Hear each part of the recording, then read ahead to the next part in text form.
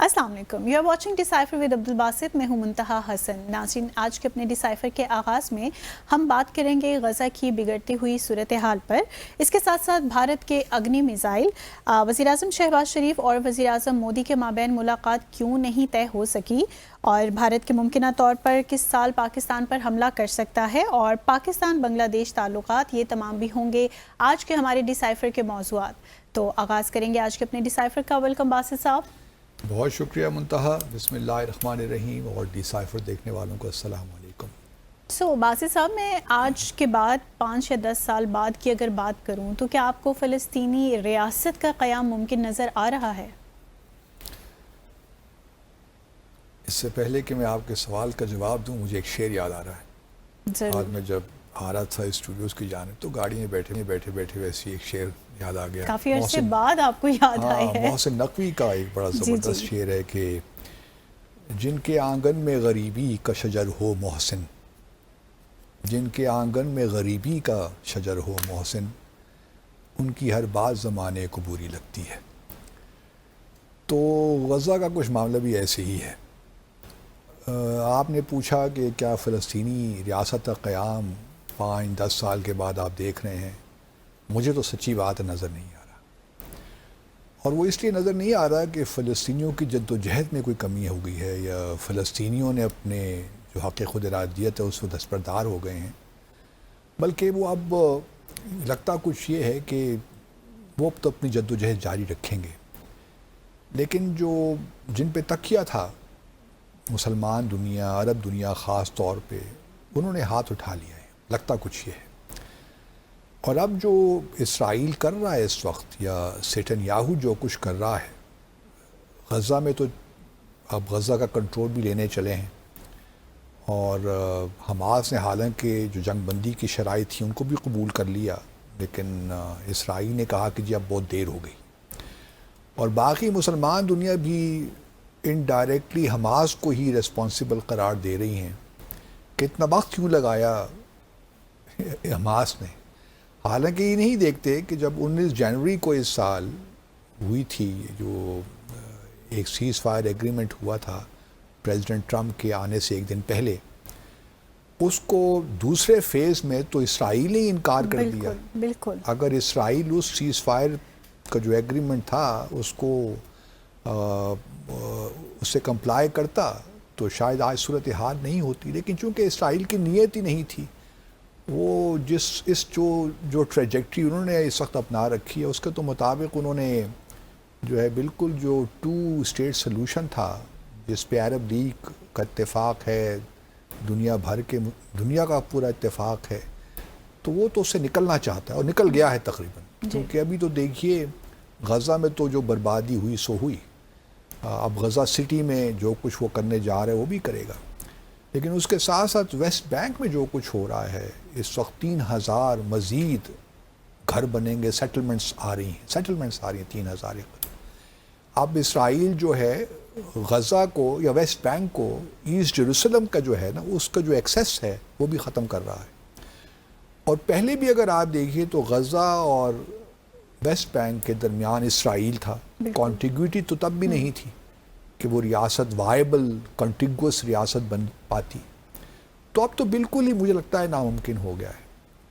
और जब तक मुसलमान दुनिया नहीं जागेगी, सॉरी टू से, मुझे नहीं लगता कि कुछ मामलात आगे चल पड़ेंगे। उम्मीद है भी नहीं ना उनके जागने की। उनकी जागने की उम्मीद भी नहीं है। और फिर दूसरी बात यह ना कि फ़लस्तीन के अंदर भी बहुत से प्रॉब्लम्स हो गए हैं। फ़लस्तीन अथॉरिटी का बुरा हाल है। महमूद अब्बास साहब, उनमें वो जान नहीं है। उनकी जो सारी इंतज़ामिया है वो भी करप्शन की नज़र हो गई। हमास ने कुछ रजिस्ट किया, लेकिन हमने देखा अक्टूबर 2023 के बाद जो कुछ हुआ गज़ा में, और पूरे जो इर्द गिर्द जो भी नेबरहुड है, लेबनान में क्या हुआ, सीरिया में क्या हुआ, वो तमाम चीज़ें हमारे सामने। फिर इराक़ हमला हुआ। तो अब दुनिया जो है मेरे ख़्याल में एक लिहाज से रिकनसाइल कर गई ये फन्नाव, मुझे जो लगता है, क्योंकि प्रेसिडेंट ट्रंप ने भी हाथ खींच लिए हैं और खुली छुट्टी दे दी है नेतन्याहू को कि जो करे सो करे। تو مجھے اب وہ ایک کہیں محسوس نہیں ہوتا. قطر، ایجپٹ سارے اپنے طور پہ لگے ہوئے ہیں. ان کے تو ہے نا ایجپٹ کا معاملہ یہ ہے کہ یہ غزہ کے لوگ اس طرف نہ آ جائیں، ایجپٹ کی سائڈ پہ نہ آ جائیں. اس لیے یہ بھی سن رہے ہیں کہ بہت سے جو ہیں ساؤتھ سوڈان میں شفٹ کرنے کی باتیں ہو رہی ہیں. ساؤتھ سوڈان کہاں اور فلسطین کہاں، اور ساؤتھ سوڈان کے اپنے کون سے حالات ہیں کہ وہاں وہ مہاجروں کو رکھیں گے. لیکن فلسطینیوں نے ایک فیصلہ ضرور یہ کیا ہوا کہ وہ اپنی زمین نہیں چھوڑیں گے، کیونکہ ان کو 1948 کا یاد ہے نغبہ والا معاملہ. تو وہ 7-8 لاکھ بے دخل کر دیے گئے تھے اپنی سرزمین سے. تو وہ اس فلسطینی نہیں دہرانا چاہتے، کیونکہ ایک بار وہ یہاں سے نکل گئے تو سو نکل گئے، پھر واپسی کا راستہ کوئی نہیں ہے. تو اس لیے مجھے نہیں لگتا کہ جو ہے معاملات اس طرف جا رہے ہیں. آپ تو دیکھیے ایک ریاستی بس فارمولہ بھی نہیں رہا. اب تو یہ لگتا ہے کہ یہ آکوپیشن پرماننٹ سی ہے، بالکل، انلیس کہ فلسطینی یکجا ہو جائیں، متحد ہو جائیں، اور اسلامی دنیا کم از کم اس کے پیچھے کھڑی ہو جائے. ویسٹرن گورنمنٹس کی تو میں بات نہیں کر سکتا، لیکن سول سوسائٹی ہے مغربی دنیا میں، وہ پیچھے کھڑی ہو جائے تو شاید کچھ بات بن جائے. لیکن انڈر دا کرنٹ سرکمسٹانسز مجھے تو بہت ہی مشکل لگتا ہے، بلکہ ناممکن سا لگتا ہے. سچی بات تو یہ. اور اسرائیل کبھی بھی ایک ریاستی فارمولہ جس میں مسلمانوں کو جو فلسطینی ہیں، جو اسرائیل کے یا جو فلسطین میں رہتے ہیں، ان کو برابر کے حقوق دے، یہ بھی ممکن نہیں ہے. یا ان کو شہریت دے، وہ بھی ممکن نہیں ہے، کیونکہ وہ دینے سے مسلمانوں کی تعداد یہودیوں کی تعداد سے بڑھ جائے گی، تو وہ بھی سسٹینیبل نہیں ہے ان کے کانٹیکس میں.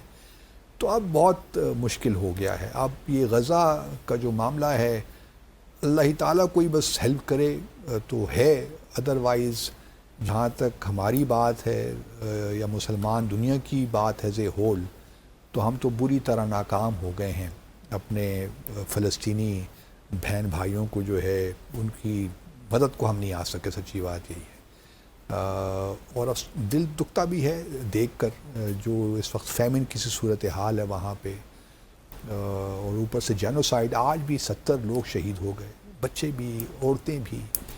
دنیا کا ضمیر پتہ نہیں کہاں ہے اس وقت. I do not really understand. باتیں تو سارے ہی کر رہے ہیں. آپ دیکھیے نا یورپین کنٹریز انکلوڈنگ برطانیہ کہ جی ہم ریکگنائز کر لیں گے فلسطین کی ریاست کو. تو سو واٹ، اس سے کیا فرق پڑتا ہے؟ زمینی حقائق تو تبدیل نہیں ہونے والے نا. جی. اب اگلے سال الیکشنز ہوں گے اسرائیل میں اکتوبر میں شاید. اس وقت تک دنیا پتہ نہیں کتنی بدل جائے گی. اب تو حماس بھی جو ہے نا، وہ بھی اس کے پاس ہی وہ صلاحیت نہیں رہی کہ وہ ریزسٹ کر سکے ملیٹریلی اسپیکنگ. جذبہ تو ابھی وہاں پہ ہے عام لوگوں کو. اگر آپ دیکھیے تو وہ بھی بہت جذبے سے ہیں کہ یہ ہم نے اپنی زمین نہیں چھوڑنی. اور یہ بہت بڑی بات ہوتی ہے. اتنی شہادتوں کے بعد، اتنی مصیبتوں کے بعد 80% غزہ تباہ ہو گیا، اس کے باوجود ڈٹے ہوئے ہیں اپنے اصولی موقف پہ.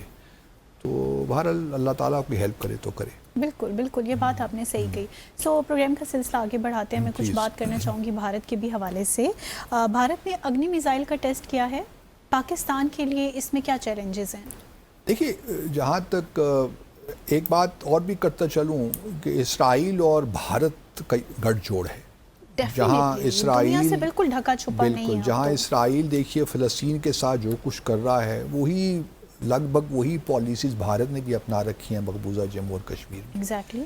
تو اللہ اپنا کرم کرے، لیکن کشمیر کے لوگ بھی اپنی جد و جہد سے جو ہے جڑے ہوئے ہیں. اور ہم امید کرتے ہیں، ہماری تو دعا یہی ہے کہ اس قسم کی جو چیزیں ہیں جو فلسطین میں ہو رہی ہیں وہ نہ ہوں، کیونکہ بہرحال ہم یہاں کشمیریوں کے ساتھ بالکل کھڑے ہیں. اور اگر بھارت نے اس جانب قدم بڑھایا تو پھر آبویسلی اس کے بڑی ریپرکشنز ہیں. جہاں یہ اگنی 5 کا ٹیسٹ کیا ہے بھارت نے، یہ 5000 کلومیٹر تک اس کی رینج ہے. تو یہ ایک بڑا دنیا اس سے خائف تو ہے. یہ صرف پاکستان کے لیے بلکہ اس کی ریپرکشنز جو ہیں یا امپلیکیشنز بیانڈ اس ریجن ہیں، کیونکہ یہ چائنا کا جو ہے ندرن موسٹ پارٹ جو ہے چائنا کا، اس کی رینج میں بھی یہ آتا ہے. جی. اور اس سے بھی زیادہ جو اہم بات ہے نا، دیکھیے پاکستان کو تو اس طرح کوئی فرق نہیں پڑتا.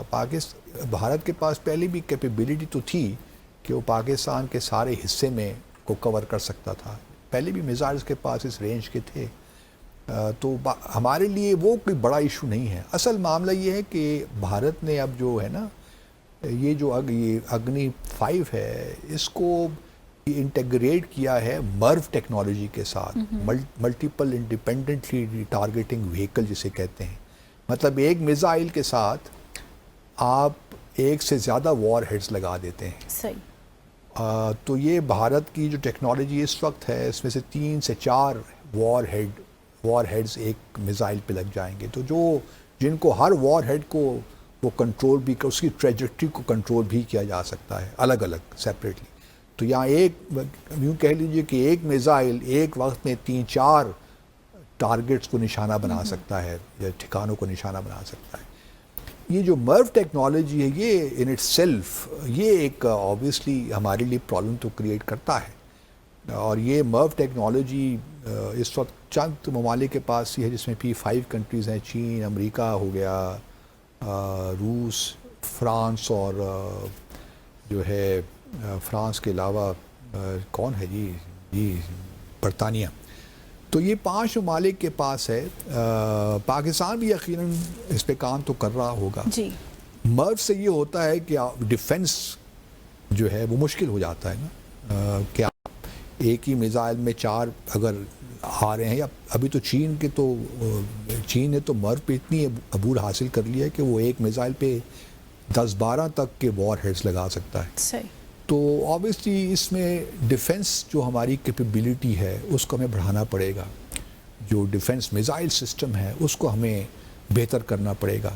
تو یہ ایک انٹرمنیبل آرمز ریس میں ہم داخل ہو گئے ہیں بیکاز آف انڈیا.